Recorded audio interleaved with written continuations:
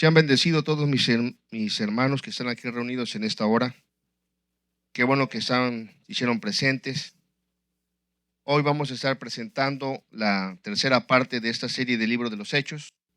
Así de que recuérdese que el libro de los Hechos es la vida activa del Espíritu Santo para la predicación del Evangelio. Por eso es importante que todo cristiano estudie primeramente los evangelios, porque ahí está la vida de nuestro Rey, de nuestro Creador, de nuestro Hacedor hecho carne, y también la vida de los apóstoles, que fueron las personas que vivieron de primera mano la vida de nuestro Señor. Así que hoy vamos a presentar este tema que lleva por título La última pregunta, la más importante. Aquí vamos a estar reaccionando hoy a la última conversación de Jesús con sus discípulos antes de su ascensión al cielo. Entonces, vamos a leer lo que nos dice en el libro de los Hechos, capítulo 1, versos 6 al 8. Nos dice de la siguiente manera: entonces los que se habían reunido le preguntaron diciendo: Señor, ¿restaurarás el reino a Israel en este tiempo? Y les dijo: no os toca a vosotros saber los tiempos o las sazones que el Padre puso en su sola potestad, pero recibiréis poder cuando haya venido sobre vosotros el Espíritu Santo, y me seréis testigos en Jerusalén, en toda Judea, en Samaria y hasta lo último de la tierra. Aquí tenemos a los 11 discípulos y más discípulos. Posiblemente se piensa que eran aproximadamente unos 500 que había en esta ocasión cuando el Señor estaba ascendiendo, o por lo menos 120, digamos, pero había un buen número de discípulos. ¿Y quién iba a pensar que esta iba a ser la última conversación y que esta iba a ser la última pregunta que le hicieran a su Señor, al Señor Jesucristo, el que había muerto? Ellos lo vieron, cómo lo lapidaron, cómo lo molieron a golpes, y luego ellos lo vieron cómo fue sepultado, y luego lo vieron resucitado, y andaba con ellos, y ellos estaban felices. Pero ellos tenían una pregunta: Señor, le preguntan ellos, ¿restaurarás el reino de Israel en este tiempo? Fíjese, hermano, esta es una pregunta válida, es una pregunta importante, y aquí la palabra que nos llama la atención, a la cual tenemos que prestarle atención, es la palabra reino. Restaurarás el reino. Eso es lo que decían ellos, pero se referían a Israel en ese tiempo. Reino, amados hermanos, significa un territorio, una superficie de tierra o un estado con sus habitantes sujetos ¿a quién? A un rey. O sea que en inglés se dice kingdom, king de rey y dom de dominio. Es el dominio del rey. Rey no, una superficie donde hay personas que están sujetos a un rey. Ahora, yo quisiera así rapiditamente que veamos la diferencia entre el reino y los diferentes tipos de gobiernos que pueden existir. Vamos a aprender un poquitito, ¿ok? Vamos a ir rápido. En los gobiernos humanos existen varios tipos de gobiernos. Uno de ellos sería la monarquía, otro de ellos sería la república o la aristocracia. El tercero sería la democracia, el cuarto sería la oligarquía, el quinto sería la dictadura,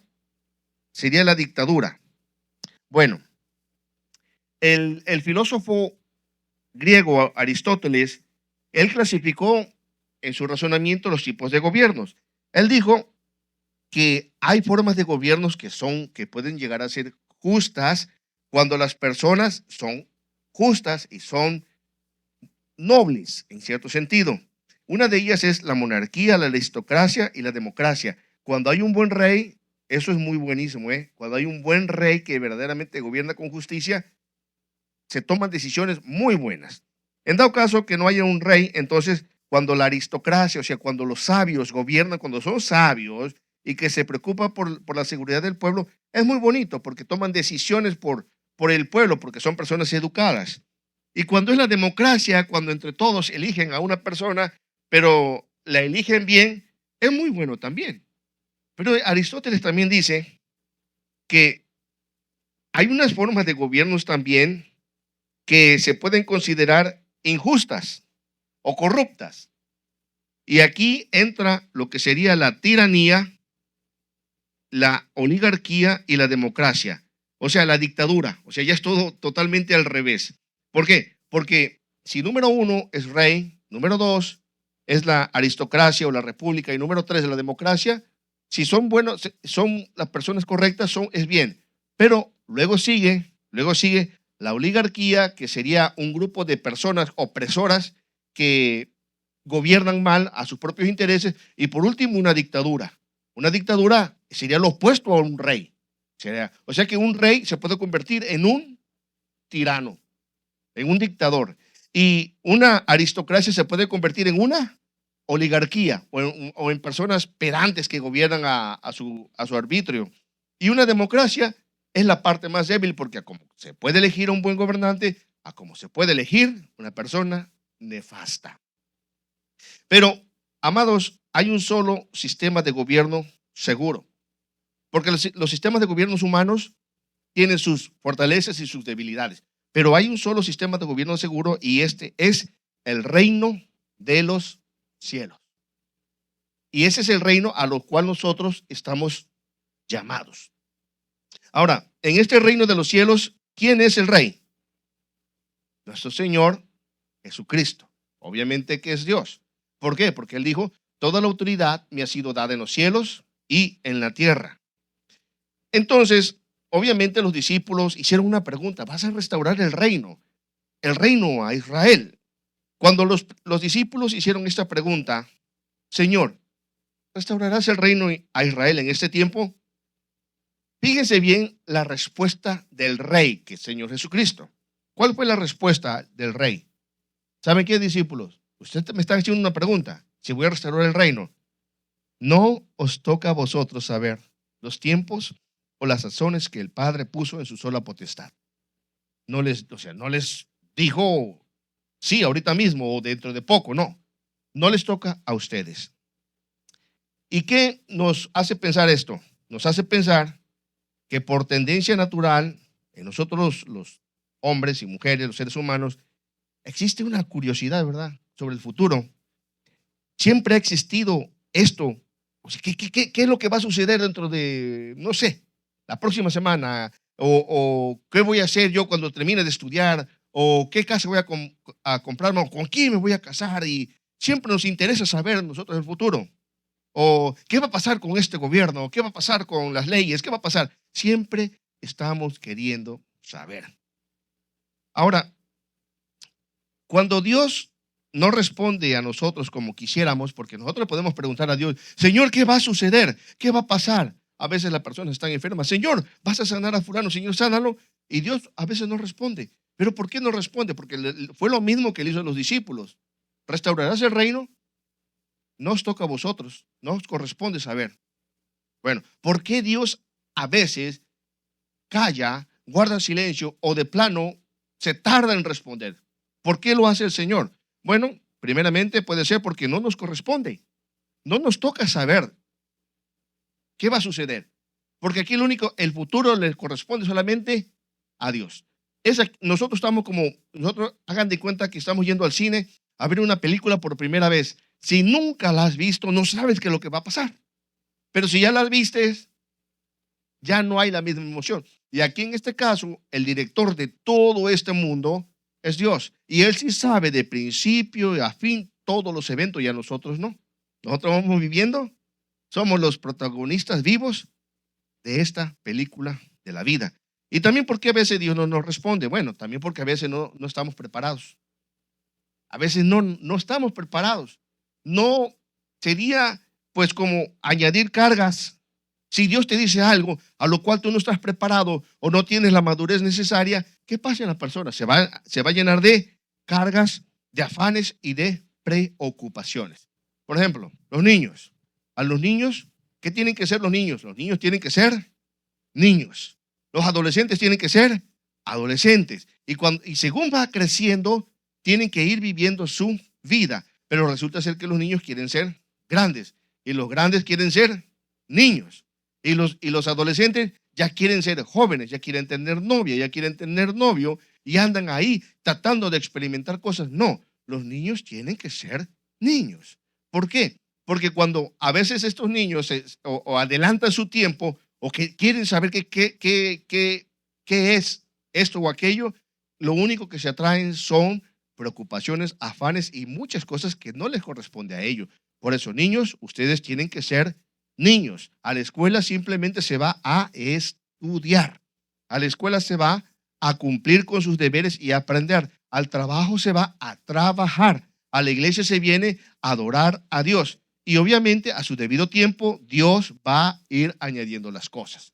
Por eso es que Dios no nos responde a veces. También Deuteronomio capítulo 29, verso 29. Fíjense esta cosa. Las cosas secretas, dice, pertenecen a Jehová nuestro Dios. Lo que no sabemos, lo que ignoramos, no nos pertenece a nosotros, a Él pertenece. Mas las reveladas son para nosotros y para nuestros hijos, para que cumplamos todas las palabras de esta ley. Ahora, la palabra revelada está en la Biblia. Eso nos corresponde a nosotros. Los misterios de cómo van a suceder las cosas no nos corresponden a nosotros. ¿Qué tenemos que hacer nosotros? No perder el tiempo especulando cómo va a ser la restauración del reino. Y eso es algo que cometemos nosotros los seres humanos. Yo le digo, yo soy una persona que le gusta analizar y a veces, si me quiero divertir, me pongo a ver los escatólogos o me quiero pasar un buen rato para detener la mente. No, hombre, los escatólogos se dedican mayormente casi a pura especulación. Que el anticristo es fulano, que el anticristo es perengano, que la bestia es fulano, y que bueno, no le ves pie ni cabeza. Y esta gente se atreve, o sea, hacen unos estudios, el Señor Jesucristo viene en tal parte, en tal parte, en tal fecha, y nunca le dan al clavo. Y cuando no suceden esas cosas, ¿para qué sirve el cristianismo? Para burla. Por eso se burlan de nosotros. ¿Por qué? Porque no han leído la escritura de que no nos corresponde a nosotros saber los tiempos y las sazones que el Padre dispuso en su sola potestad. Por eso quedan en ridículo. ¿Cuánta gente el reino, el Señor viene ya? No es así. El Señor va a venir cuando Él quiera. Nosotros lo único que tenemos que hacer es como los discípulos, ir y predicar el evangelio a toda criatura. Ahora, amados,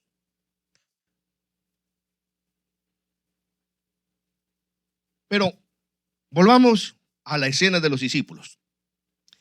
¿Por qué hicieron esta pregunta? Señor, ¿restaurarás el reino de Israel en este tiempo? Bueno, porque literalmente ellos eran una nación oprimida por los romanos. Era un pueblo subyugado. Ellos eran nacionalistas. Ellos querían su independencia. Ellos soñaban con ser un reino.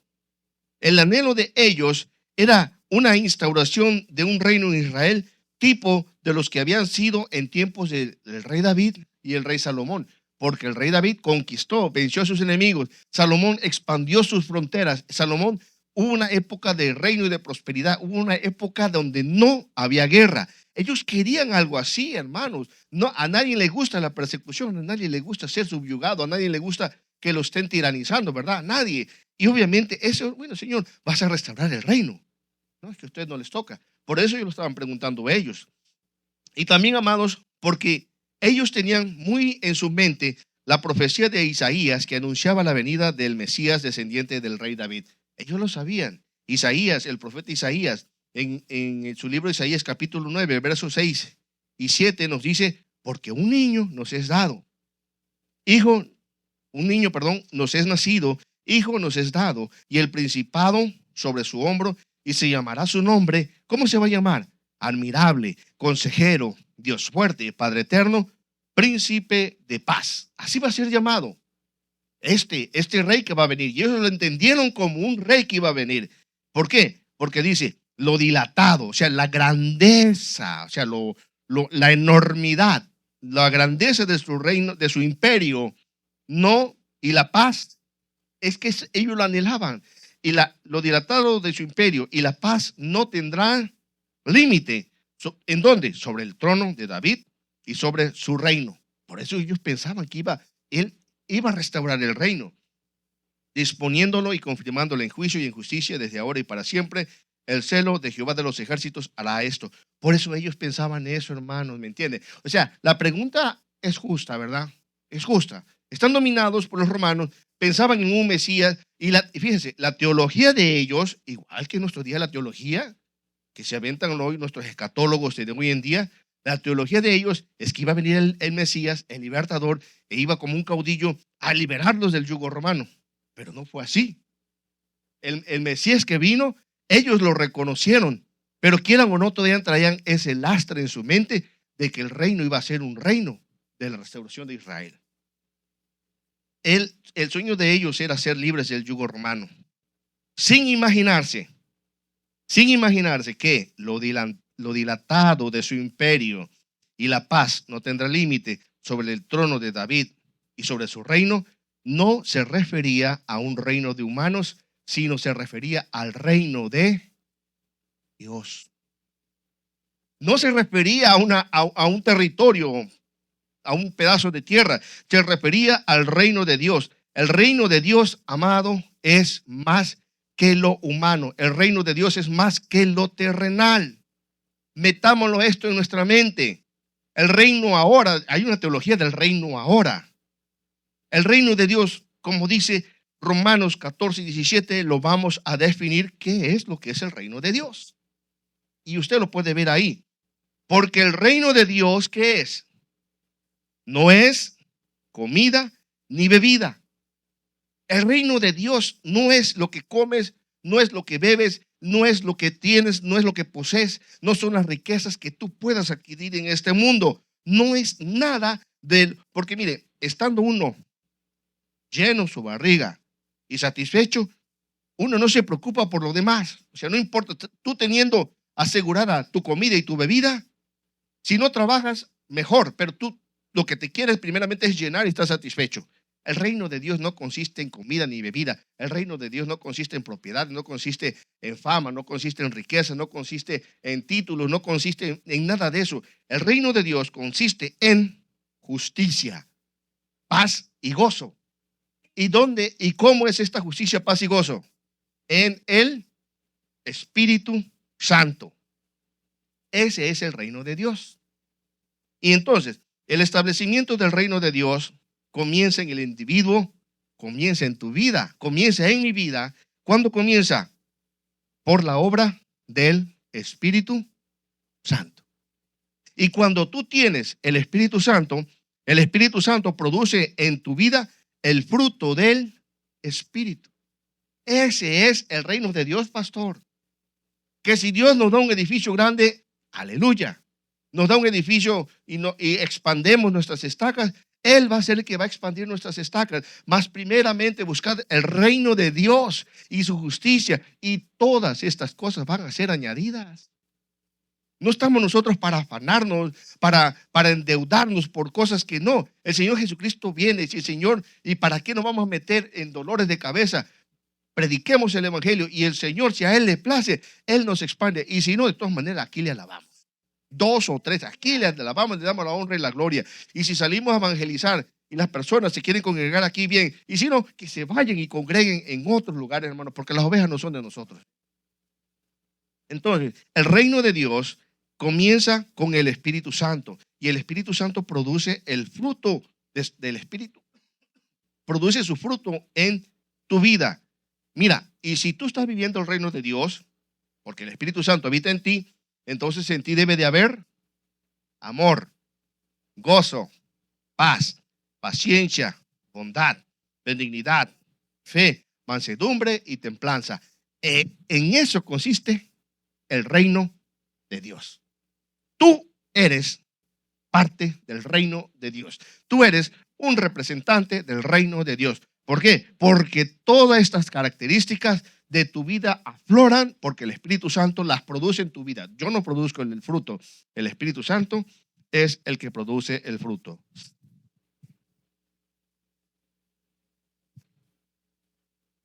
Bueno, volvamos a la lectura de los Hechos. Señor, ¿restaurarás el reino de Israel en este tiempo? Dijo el Señor, nos toca a vosotros saber los sazones, los tiempos o las sazones que el Padre puso en su sola potestad. Pero lo que sí nos toca a nosotros, sus discípulos, es algo mucho más que mejor. Y eso es el poder del Espíritu Santo. Eso sí nos toca. No nos toca saber qué va a suceder. No nos toca saber que quién es el anticristo. No nos toca saber que cuando es el rapto, que si es el rapto, que bueno, vámonos de una vez. Que si es el rapto antes de la tribulación, en medio de la tribulación o después de la tribulación, sea como sea. Si vivimos, para Él vivimos. Y si morimos, para Él morimos. Ya que vivamos, ya que muramos, somos del Señor. No nos corresponde eso a nosotros. Digo, pues, ¿sabe por qué? Porque a veces lo único que se hace es el ridículo en estas cosas, hermano. Nunca se sabe. No se sabe. Aquí el Señor solamente sabe. Porque fíjese, todo tiene sus debilidades. Si el rapto llega a ser, digamos, hoy, ya, entonces ya vamos a ver el día y la hora que va a venir el Señor Jesucristo. Dentro de 7 años va a venir el Señor Jesucristo. O sea, ya, completamente.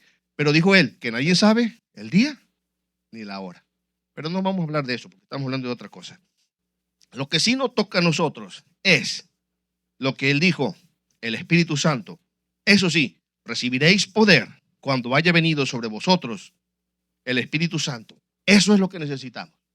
Y cuando venga el Espíritu Santo, ¿qué va a hacer? Cuando venga el Espíritu Santo, vamos a ser testigos en Jerusalén, en Judea, en Samaria y hasta lo último de la tierra. O sea, testigos de qué? Que vamos a poder hablar.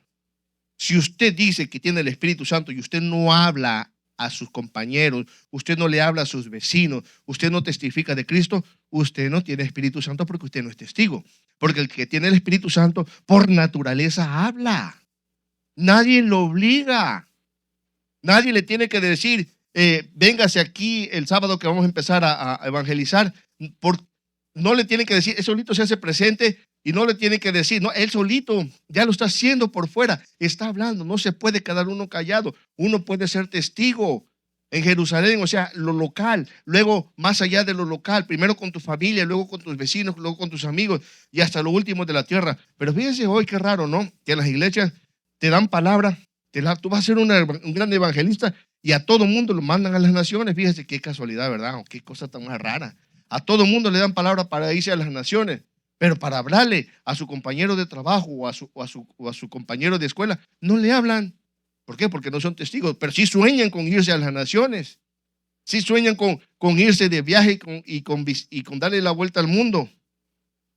¿Cómo es como cuando se malinterpreta lo que es el evangelio? Amado, el Espíritu Santo, cuando tú seas testigo, una vez más, lo vamos a repetir, producirá en tu vida. ¿Qué es lo que tiene que producir en tu vida, hermano? ¿Qué es? Una vez más, digámoslo. Amor, gozo, paz, paciencia, bondad, benignidad, fe, mansedumbre y templanza, y te dará poder para testificar el evangelio. Te da el poder. Es que ¿cómo es esto? Si no soy yo, obviamente no eres tú, es el Espíritu Santo, porque el que cree en mí, como dice la Escritura, de su interior correrán ríos de agua viva. Es que un río de agua viva, por más que le pongas un tapón, va a buscar salida. El agua fluye, fluye. Una vida cambiada produce cambios. Una vida sin cambios no produce cambios. Si tú has cambiado, vas a producir cambios. Y si no has cambiado, no vas a cambiar a nadie. Así de sencillo. Pero fíjese hoy, una nota. Lo que gobierna hoy en este mundo es el reino de las tinieblas. Pero en medio de estas tinieblas, el reino de Dios se ve reflejado por medio de sus hijos. Es como que somos rebeldes en el reino de las tinieblas. Todo está dominado, pero de vez en cuando ahí andan estos rebeldes de representantes del reino de los cielos. El diablo nos quiere atacar, pero el Señor manda a sus ángeles. Mira, si no fuese por el Señor que manda a sus ángeles, que ni los vemos, el diablo hace trizas de nosotros. Pero el Señor lo manda. Ahora, ¿quiere decir que usted tiene que estar invocando ángeles? No. Usted simplemente alabe a su Señor. Él a sus ángeles mandará para que tu pie no tropece en piedra. Pero no tenemos que invocar ángeles, como a veces le digo, hay cada cosa rara dentro del pueblo evangélico, invocando a los ángeles, ángeles del cielo, vengan a cantar. Déjenlos en paz a los ángeles. Unan sus voces en este lugar. Dejen a los ángeles, o sea, que la gente no piensa, que la gente no analiza. En el cielo le cantan, allá le cantan y aquí le adoramos nosotros. Gente que anhela visitaciones angelicales. Es que tienen un hambre. Hoy tenemos visitas de ángeles. Miren, si están, qué bien. Pero aquí está el Espíritu Santo en medio de nosotros. Y con eso me conformo yo. Donde estén 2 o 3 congregados en su nombre, en medio de ellos, yo estoy. Pero continuemos porque estamos en los Hechos, ¿verdad? Continuemos con nos dice Hechos capítulo 1, horas del 9 al 11. Y habiendo dicho estas cosas, le dijo a ellos, están platicando, pero recibiréis poder. Ok, Señor. Y habiendo dicho estas cosas, viéndolo ellos, fue alzado. Fue alzado, se fue elevando, y ellos mirando. Y una nube le ocultó de sus ojos. Y estando ellos con los ojos puestos en el cielo, entre tanto que él ya se iba su Señor. Póngase a pensar, ya se va su maestro, ya se va su amigo, ya se va el que los amaba, el que los cuidaba, el que los protegía, el que les daba paz, ya se va. Ya. Y están mirando para arriba. Allá está, creo, allá está. Esa nube le escondió. Están viendo y o sea, ¿cuánto tiempo pasó? No lo sé. Y aquí que se pusieron junto a ellos 2 varones con vestiduras blancas, o sea, 2 ángeles, los cuales también les dijeron, varones galileos, ¿por qué estáis mirando al cielo? A veces la persona, el cristiano, está mirando al cielo nada más. Se está perdido. ¿Ah? ¿Qué pasó? Está mirando al cielo, está distraído. Por eso dice, ¿qué estáis mirando al cielo? ¿Por qué? Este mismo Jesús que ha sido tomado de vosotros, así vendrá, como le habéis visto ir al cielo. Así como fue tomado, así vendrá. Así como fue tomado. ¿Cómo? Lo vieron ellos. Ahora, esa palabra es profética para nosotros. Porque así como fue tomado, así vendrá. Ahora, como dice el apóstol Pablo, no todos moriremos, sino que algunos seremos transformados. A la final trompeta, los muertos en Cristo resucitarán primero y nosotros los que estamos vivos seremos transformados en un abrir y cerrar de ojos. Entonces, todos esos que murieron, los apóstoles y todos los fieles del Antiguo Testamento, los que creyeron, van a ser resucitados y nosotros seremos transformados y vamos a verlo a Él, así como Él se fue, así lo vamos a ver. No lo digo yo, lo dice la Escritura. Así vendrá como le habéis visto venir. Ahora, amado, ya no solo eran palabras lo de su partida, sino que ahora era una realidad que sus ojos contemplaban. Oiga, yo me pongo a pensar, me gusta imaginar. Ay, Dios mío, se les fue su Señor. Se les fue su maestro. En los recuerdos de sus discípulos se fue. Estaban sus enseñanzas. Cuando estaba hablando de las parábolas, estaban sus milagros, recordaban ellos sus milagros. Es que ellos vieron al autor de la vida. Señor, ahí viene un leproso que apesta, Señor. Señor, no lo toques. Señor, y el leproso, Señor, si tú quieres, puedes limpiarme. Señor, es que ese hombre es un inmundo. Y lo tocó. Señor, no lo toques. Y el Señor lo tocó. Ellos se acordaban cómo vieron todos estos milagros cuando estuvieron en la multiplicación de los panes y los peces, cuando estuvieron en la fiesta donde se acabó el vino. Ellos lo vieron cómo lo multiplicó. Ellos estuvieron presentes. Todo eso estaba en su mente. Aquí el Espíritu Santo le estaba recordando todas las palabras. Bueno, nuestro Señor se ha ido, habrán pensado los discípulos. Y luego el Espíritu Santo le recordaría sus palabras, trayendo ánimo y advertencia y consuelo. Pero fíjese, amado, que el Señor Jesucristo va a volver. Y cuando vuelva, va a cumplir su promesa hecha a sus discípulos. Esa promesa que le hicieron sus discípulos es tuya también, es mía, porque nosotros somos discípulos del Señor Jesucristo. ¿Y qué fue lo que dijo el Señor Jesucristo en Juan 14, 1 y 3? Dice el Señor Jesucristo a sus discípulos: oigan, yo los conozco. A ustedes les da miedo. Ustedes se me acobardan a veces. Y a ver, dígame, ¿quién no se acobarda? Todos nos da miedo, ¿verdad? Todos nos acobardamos. Dijo el Señor Jesucristo: no se turbe vuestro corazón. No se turbe, ni tenga miedo. ¿Creéis en Dios? Creed también en mí. En la casa de mi Padre muchas moradas hay. Hermano, en la casa de Dios hay muchas moradas. Y dice el Señor: si así no fuera, escuche muy bien, ponga atención cuando usted lee. Si así no fuera, yo os lo hubiera dicho. Voy pues a preparar lugar para vosotros. Pero ¿sabe qué? Las moradas ya están. No es que Él las fue a preparar, no. Porque muchas veces nosotros decimos que el Señor se fue a prepararnos moradas. No, hermanos, que lo que pasa es que no usted lee bien el texto. Lea bien el texto, póngale atención. Las moradas ya están. Si así no fuere, en caso de que si así no fuera, yo os hubiera dicho: voy pues a preparar lugar para vosotros, para que donde yo esté, vosotros también estéis. No, el Señor, ya están, hermanos, estas moradas. Su morada ya está asegurada. No tenga miedo que alguien se la va a robar. Usted ya la tiene. Nuestro Señor se fue, pero regresará por nosotros. Mateo 16, 27, el Espíritu Santo les recordaba estas palabras a los discípulos: porque el Hijo del Hombre vendrá en la gloria de su Padre con sus ángeles. Hey, escucha bien esto, Muchos dicen que Jesucristo no viene.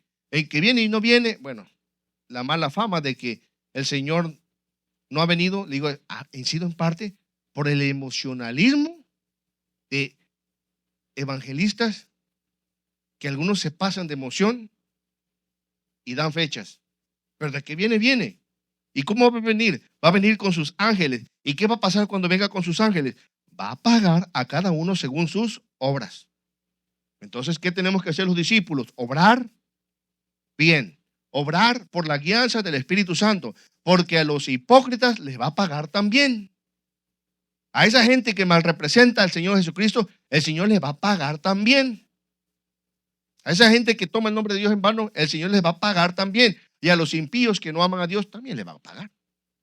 Va a venir con sus ángeles y va a pagar a cada uno conforme a sus obras.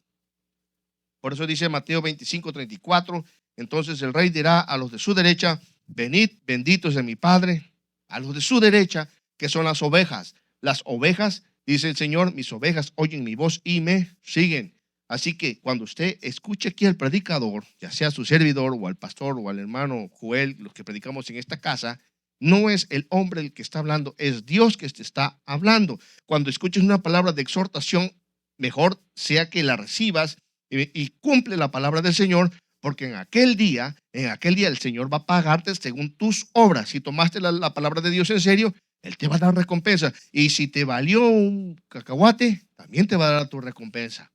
Porque el Señor no se va a quedar de brazos cruzados. ¿Entendemos esto?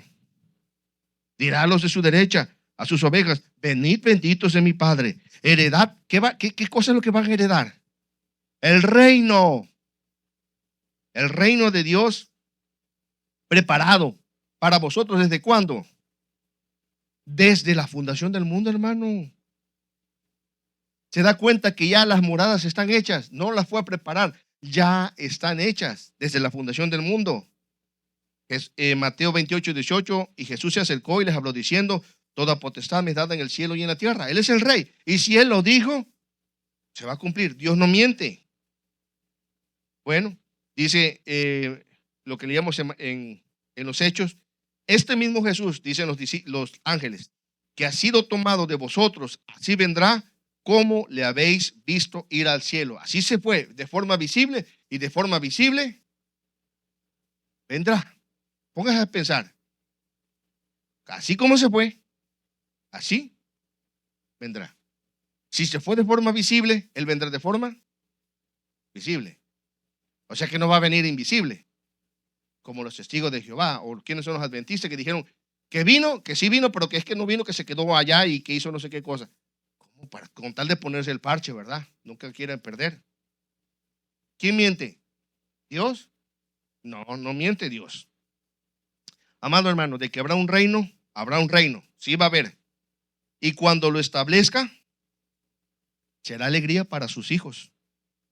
Pero los que rechazaron a Jesús, para ellos, será lamentable. Miren, escuchen estos jóvenes. Den gracias a Dios que sus padres los traen a las iglesias. ¿Por qué? Porque queremos que entren a este reino. Porque cuando Él venga, cuando el Señor Jesucristo venga, va a ser una felicidad para nosotros, sus hijos. Cuando venga a establecer su reino. Pero para los que lo rechazan, es que el culto es aburrido. Será mejor que te pongas a pensar y te arrepientas. Y también esto va para los viejos. Porque no nada más los jóvenes, porque a veces hay viejos que nos comportamos peor que jóvenes. El pastor nada más pura piedra se dedica a tirar. No, hermano, es el Señor. Es que nos quiere meter a la fuerza. Pues obviamente, por supuesto que sí. Fuérzalos a entrar, dijo el Señor Jesucristo, que hay lugar para mí, en mi fiesta hay lugar. Vayan por los caminos, a esos cojos, a esos mancos, a esos que no pueden caminar. No, hay que irlos a buscar. Fuérzalos a entrar, fuérzalos a entrar. Y ya cuando entren, te lo van a agradecer. Al Señor lo van a agradecer. De que vendrá, vendrá. Apocalipsis 1:7 nos dice, he aquí, vienen las nubes y todo ojo le verá. Y los que le traspasaron y todos los linajes de la tierra harán lamentación por él. Para sus hijos será una felicidad enorme. Ya viene Cristo, señales hay. Pero aquellos que le traspasaron, ¿y cómo traspasas a Jesús? Cuando eres indiferente al culto, cuando eres indiferente a la palabra, cuando eres desobediente a tus padres, cuando eres desobediente a tus líderes, cuando te importa, cuando prefieres el afán, cuando prefieres el dinero que adorar a tu Señor. Estás traspasando al Señor, porque el Señor se duele. El Señor se duele, le estás traspasando. Es más, no le estamos traspasando. Todos le traspasamos, pero ya no le vamos a traspasar de ahora en adelante, ¿verdad? Bueno. ¿Harán lamentación por él los linajes de la tierra? Sí, amén, dice. Sí. O sea que es cierto todo esto. ¿Cómo va a ser este establecimiento del reino? Apocalipsis 19:16 nos dice, entonces vi el cielo abierto. Fíjese otra vez, aquí lo relata de otra manera. Y aquí un caballo blanco, y el que lo montaba se llamaba Fiel y Verdadero. Y con justicia juzga y pelea. Sus ojos eran como llama de fuego. O sea, como esos ojos que consumen. Esos ojos que llama de fuego, dijo así lo escribió. Pero o sea que él viene a juzgar. Y el que juzga viene con ojos serios. Y en su cabeza muchas diademas, que significa autoridad. Y tenía un nombre escrito que ninguno conocía sino él mismo. Él estaba vestido de una ropa teñida en sangre. Y su nombre es el Verbo de Dios. ¿Quién es? Señor Jesucristo. Y los ejércitos celestiales, vestidos de lino finísimo y blanco y limpio, le seguían en caballos blancos. Y de su espada sale de su boca sale una espada aguda para herir con ella a las naciones. O sea, para ejecutar juicio. Una espada sale para ejecutar juicio a las naciones. ¿Y qué va a pasar con las naciones? La va a regir con vara de hierro. No es que si quieren, es que las va a dominar. ¿Saben qué? No quisieron mi reino. Miren el reino de ustedes, los reinos de ustedes que han hecho, destruir la creación, matarse unos al otro. Basta ya. Aquí está mi reino y las voy a juzgar con vara de hierro. No es que yo no quiero. Van a ser juzgados todos con vara de hierro.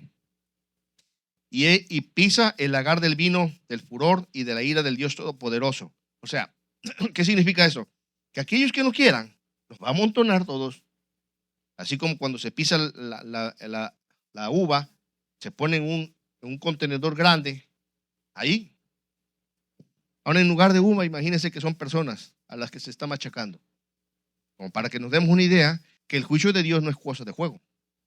Que si tú traspasas a Dios y yo traspaso a Dios, y si cualquier persona que está viendo este video traspasa a Dios, ese Señor, Dios va a juzgar. Y no va a ser injustamente, justamente va a juzgar. Por eso es que tenemos que predicar el evangelio. Por eso es que no hay excusa para no ir y predicar el evangelio. Porque si tú no lo haces, muchos de esos se están perdiendo por su propio pecado, pero muchos se están perdiendo porque tú no les fuiste a predicar. Y en su vestidura y en su muslo tiene escrito este nombre: Rey de Reyes y Señor de Señores. Miren, la sentencia de los que rechazaron a Jesús será implacable, pues no habrá manera de excusarse. Mateo 16:27 lo leemos una vez más: porque el Hijo del Hombre vendrá en la gloria de su Padre con sus ángeles, y entonces pagará a cada uno según sus obras. ¿Cómo le va a pagar? Mateo 25:41 al 46, hablando del Señor del juicio. Entonces dirá a los de la izquierda, a las cabras, porque nomás hay dos: hay ovejas y hay cabras, y se parecen, las ovejas y las cabras se parecen, vienen a la iglesia también las cabras a veces, se parecen, de lejos se parecen, pero ya de cerca son diferentes. Va a decirle a las cabras: apártense de mí, malditos. Uy, Dios mío, esto es fuerte. Al fuego eterno, preparado para el diablo y sus ángeles, porque tuve hambre y no me disteis de comer, tuve sed, no me disteis de beber, fui forastero, no me recogisteis, estuve desnudo, no me cubristeis, enfermo y en la cárcel, no me visitasteis. Entonces ellos le responderán: Señor, pero es que cuando te vimos hambriento, sediento, forastero, desnudo, enfermo en la cárcel, no te servimos. Entonces le responderá diciendo: de cierto os digo que cuando no lo hicisteis a uno de estos más pequeños, tampoco a mí me lo hicisteis. O sea que hay que ser compasivo. Hay que visitar a los enfermos. Hay que visitar. Pero ella, esto no les importó. Ay, voy otro día. El Señor sabe que estoy ocupado. El Señor sabe que estoy cansado. Ahí voy otro día a visitar. Ahí voy otro día a predicar. Ahí voy otro día a orar. Apártate de mí, va a decir. Estos irán al castigo eterno y los justos a la vida eterna. Pero aquí todos somos justos, ¿verdad, hermano? Ah, bueno. Amén. Todos somos justos. A ver, lo vuelvo a repetir. ¿Todos somos justos? No, qué bueno. ¿Y los injustos?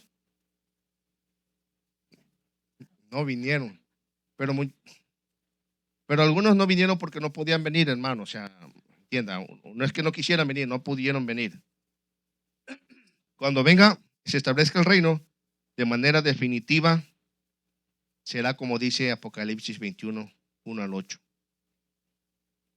Este reino dice: vi un cielo nuevo y una tierra nueva, porque el primer cielo y la primera tierra pasaron y el mar ya no existía. Y yo, Juan, dice, vi la santa ciudad, la nueva Jerusalén, descender del cielo de Dios, dispuesta como una esposa ataviada para su marido. Y oí una gran voz del cielo que decía: he aquí el tabernáculo de Dios con los hombres, y él morará con ellos, y ellos serán su pueblo. Dios mismo estará con ellos como su Dios. Enjugará Dios toda lágrima de los ojos de ellos, y no habrá muerte, ni habrá más llanto, ni clamor, ni dolor, porque las primeras cosas pasaron. Y el que estaba sentado en el trono dijo: he aquí, yo hago nuevas todas las cosas. Y me dijo: escribe, porque estas palabras son fieles y verdaderas. Y me dijo: hecho está. Yo soy el alfa y el omega, el principio y el fin, que es nuestro Señor Jesucristo. Luego dice el Señor Jesucristo: el que tuviere sed, venga, yo le daré gratuitamente de la fuente del agua de la vida. Luego dice el Señor: y el que venciere, hermanos, es que hay que vencer. El que venciere heredará todas las cosas, y yo seré su Dios y él será mi hijo. Qué bonito, ¿verdad? El que venciere. Pero dice el Señor: pero los cobardes e incrédulos, los abominables, los homicidas, los fornicarios, hechiceros, idólatras y todos los mentirosos tendrán su parte en el lago que arde con fuego y azufre, que es la muerte segunda. Este mundo va a acabarse. Por eso usted no se debe de aferrar a las cosas de este mundo. No debemos de aferrarnos. Y que dediquémonos a buscar a Dios, a orar en ayuno, en oración, a venir a la iglesia, a predicar el evangelio, porque hay una ciudad grandísima, hermano. Esa ciudad es enorme, hermanos, es grandísimo. Ahí tengo unas hojas, al final se los demuestro. La superficie de esa ciudad de la Nueva Jerusalén y es Estados Unidos, si no mal recuerdo, en la área continental, sin excluir Alaska, creo que tiene 3 millones de millas cuadradas. Puedo equivocarme, pero esta ciudad tiene 2 millones de millas cuadradas en la superficie en la superficie plana.